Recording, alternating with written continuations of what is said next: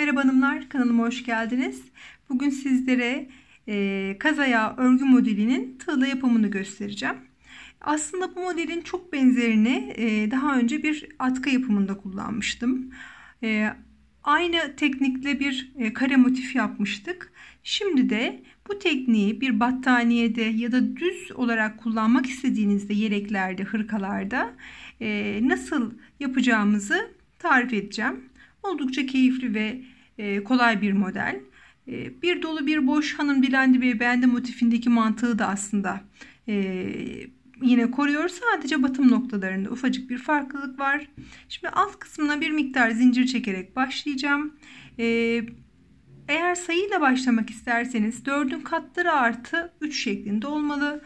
Ama ben hep söylediğim gibi fazla zincir atılıp kalan zincirin sökülmesi taraftarıyım. Daha net, daha doğru ayarlamalar yapabiliriz bu şekilde. Şimdi bir miktar zincir çekerek örgümüze başlayalım. Şimdi çok sıkı olmayan bir miktar zincirimi çektim. Başlangıçta ilk iki sıramız tamamen trabzanlardan oluşuyor basit bir şekilde. Bu uzatmalı efekt ilk iki sıramızda yok. Şimdi başını alarak 1, 2, 3, 4. zincirimin içine batarak ikili trabzan yapıyorum. Zincirimi de bir sayarak 1, 2, 3 tane trabzanım olacak. Bir zincir başını aldım. Alttan da bir tane geçerek ikincisinin içine batıp ufak bir boşluk elde ettim. Yine sıra ile her bir zincirin üzerine birer tane trabzan yaparak 3 adet trabzan yapıyoruz. 1, 2, 3 ve yine bir zincir, bir tane boşluk bırakarak ikincisine. İlk sıramızdaki yapacağımız işlem bundan ibaret. 3 tane trabzanla başladık. 3 tane trabzanla bitireceğiz yine sıramızı. Bir zincir, bir tane boşluk bıraktım. İstediğiniz kadar renk yapabilir. Hatta iki renkli bile örebilirsiniz. İki renkli ördüğünüzde ipliğinizi koparmadan da devam edebilirsiniz. Ama rengarenk gittiğimizde tabii iplikleri koparmamız gerekecek. Bu şekilde ilerliyoruz.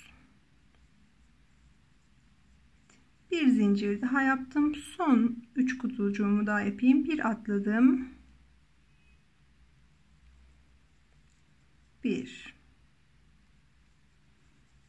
2 3. trabzanım. Her renkte 2 sıra örüyoruz bu arada. Şimdi dönüş için 1 2 3 zincir döndüm ve yine her bir trabzanın üzerine trabzan, boşlukların üzerine boşluk yaparak ilerleyeceğiz. Yani bu birincisiydi. İkinci trabzan, üçüncü trabzan. Bu arada koton iplik kullanıyorum bu tip örnekleri çıkarırken ya da battaniye örerken 3 numaralı tığla örüyorum. Bir zincir. Şimdi de buradaki 3 tane trabzanın üzeri. Bu şekilde sıramızı yine tamamlıyoruz. Ve yeni iplik rengine geçtiğimizde artık kaz ayağı modelimizin uzatmalarını yapmaya başlayacağız. Evet, sıra sonuna kadar bu şekilde örüyoruz. Evet, son 3'ü trabzanımızı yaptık. Son 2 adımda burayı tekrar göstereyim sizlere. Genelde iplik değiştirirken aynı tekniği uygularız çünkü. İlk ikisini alıyoruz. Bu ikisi kaldığında yeni iplik rengimizi elimize alıp biraz mesafe bırakarak sanki bununla devam ediyormuş gibi sıkıştırıp ben sonra bir adımda bu ikisini birlikte alıyorum. Yani şu şekilde iyice sabitliyorum. Çünkü pembe ipliğimizi keseceğiz. Ona şu anda ihtiyacımız yok. Ve yeşille devam edeceğiz. Daha sonra bunları düğümleyerek arka tarafta yok edeceğiz. Şimdi doluların üzerine boş, boşların üzerine dolu geliyor bundan sonraki aşamada. Yapacağımız işlem buradaki trabzanın üzerine boşluk olacağı için 1, 2, 3, 4 tane zincir çekip dönmek. Şimdi buradaki 3 zincirim yukarıya çıkış için, bir zincirim de bu tarafa ulaşabilmek adına. Başını aldım. Yine üçer trabzan yapacağız. Ufacık bir püf noktasıyla. Şimdi birinci trabzanımı boşluğa değil, buradaki 3 adet trabzanımdan üçüncüsünün üzerine yapıyorum. Bu birinci trabzanım. İkincisi için başını 2 kez doluyorum ve altta 2 kat boşluğumuz vardı. Alttaki boşluğun içine batarak biraz şu mesafeyi uzatıyorum ve üçlü trabzan yapıyorum. Şimdi başını aldım. Üçüncü trabzanımı da yeni başlayacak üçlü grubun birincisinin üzerine yapıyorum. Bu şekilde. Bir zincir. Başını aldım. Şuradaki üçlü grubun birincisini kullanmıştık. 2 üçüncüsü. Bu benim birinci trabzanım. 2 kez doluyorum. Alttaki kutucuğun içine batarak üçlü trabzan yapıyorum. Üçüncü trabzanımı da yeni başlayan grubun ilkinin üzerine. Bakın atımlarımız da uzun uzun görünmeye başladı. Bir zincir. Buradaki üçüncü trabzanın üzerine yakaladım. Bu birincisi. Alttan tuttum. Bu ikincisi. Üçüncüsü ise yeni başlayan grupta. Bir zincir. Yine aslında 3 trabzan bir zincir yapmaya devam ediyorum.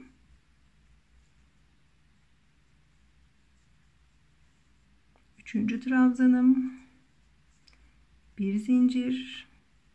Şimdi burada bitirme noktalarına bir de dikkat etmek gerekiyor.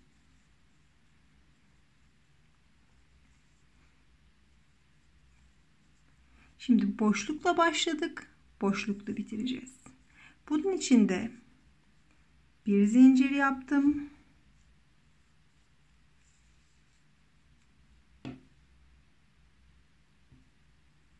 Şuradan göstereyim, aslında daha net olacak. Boşlukla başladım. Boşlukla bitiriyorum. Bir zincir yaptım ve 3 tane trabzandan üçüncüsünün, yani şu zincirin tepesine bağladım.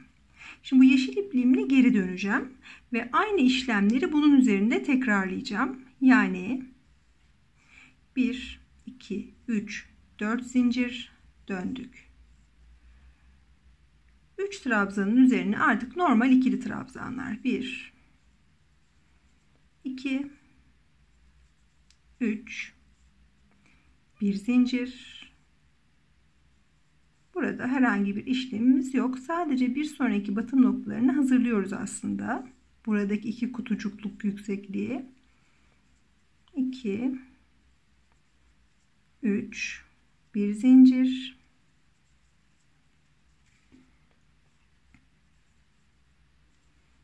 Evet, bu sırayı da bu şekilde bitiriyoruz ve yeni ipimizde yeni sıramıza başlayacağız.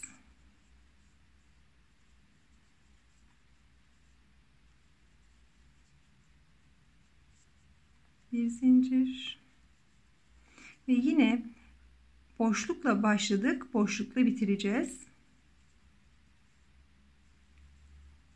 Yani bir zincir yapıp burada 4 zincir yapmıştık. Arada bir tane boş bırakarak 3. zincirimin üstünü yakaladım. Geçememişiz orayı, pardon. Şu aradan bu kenarın düzgün olmasına çalışıyorum, yani şu şekilde kutucuğumuzu yaptık. Şimdi yeni rengimize geçeceğiz.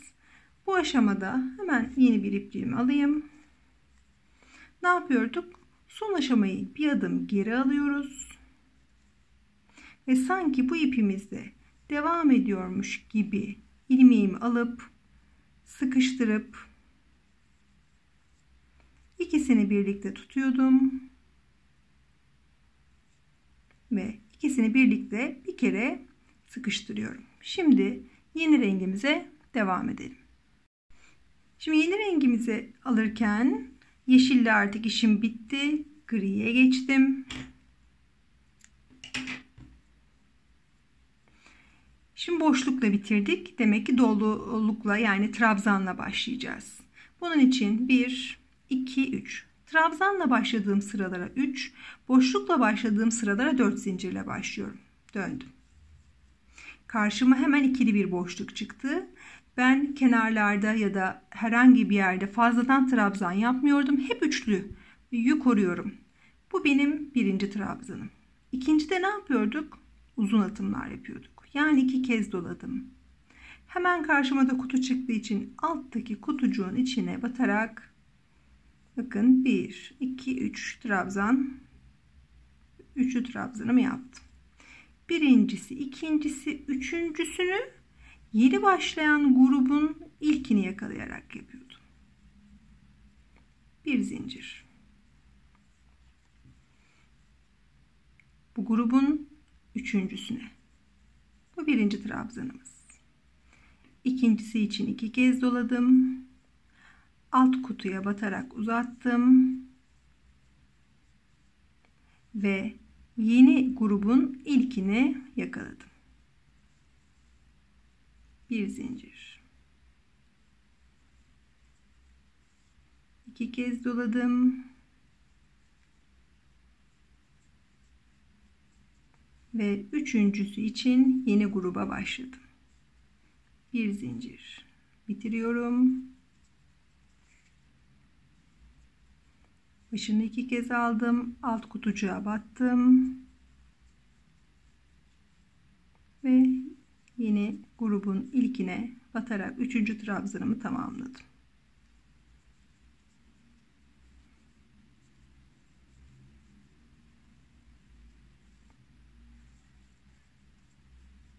Ve son yerdeyim. Şimdi burası da önemli.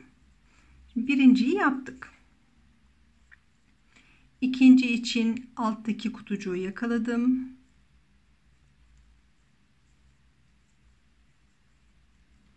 Üçüncü trabzanım içinse şurada bir kutumuz vardı. Bakın.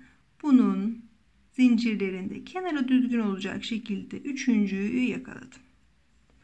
Böylece 3 trabzanla bitirmiş olduk.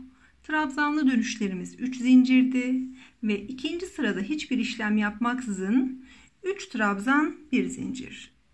3 trabzan 1 zincir şeklinde ilerliyoruz. Şimdi bu sırayı da bitirelim. Yeni sıraya başlangıcını hatırlayalım ve örneğimizin kurulumunu tamamlayalım. Evet, sıramızın sonunda son 3. trabzanımı yapıyorum. Birinciyi aldım. İkinci de yine şu pembemizi alalım. Bir kez daha göstereyim.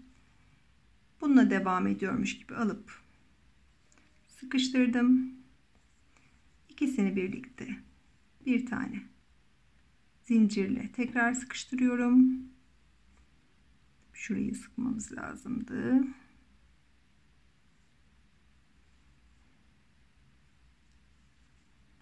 Ve sonra griyi bırakarak pembeyle devam ediyoruz.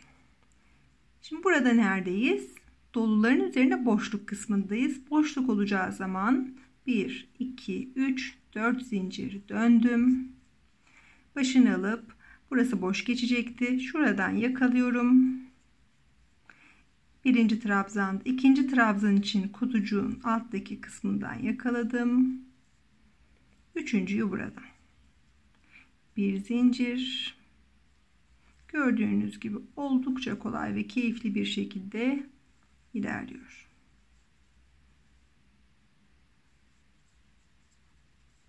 Evet, bu şekilde yolumuza devam ediyoruz. Her iki sırada bir iplik rengimizi değiştirerek yaptık. Ama iki renkte de ya da daha fazla renkte de yapmanız mümkün. Burada Önemli olan ilk 2 sırada hiçbir şey yapmaksızın trabzanlarımızı kurduk. Sonra her renge yeni başladığımızda uzun atımlarımızı yapıp ikinci sırada dümdüz geliyoruz. Bu şekilde kendini tekrar eder halde örneğimizi tamamlıyoruz. Birçok yerde kullanılabilecek çok pratik ve güzel bir örnek. Umarım sizler de sevmişsinizdir. İzlediğiniz için teşekkür ederim.